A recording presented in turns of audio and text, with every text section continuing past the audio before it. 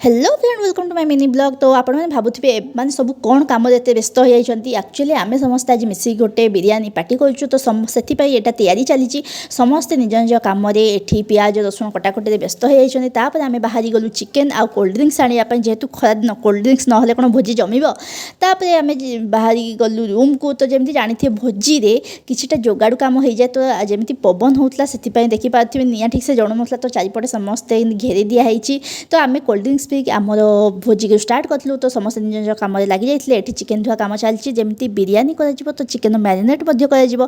तो गोटे जगार हलदी गुंड दही आउ सोरिष तेल अदा रसुण पेस्ट देके आम किछटा गुंड मसला देकी भल भाव मैरिनेट करने रखी दिखाई। आपण मान सहित मुझे सेयार करी बिरियानी टेस्ट लगे गोटे रेसिपी जोटा कि बिरियानी को एत टेस्ट कमाई करे कहीं जो आम जो पियाजटा फ्राए करते से पियाज सहित ग्लुकोन आ खुआ को बहुत भल भाव मिसेक गोड़े दि जाए। तो आपण मैंने कहीं जान थे ग्लुकोन आ खुआ से मिसा जाए बोली कि मुझे जान नी। तो यहाँ मोपाई भी नुआ था।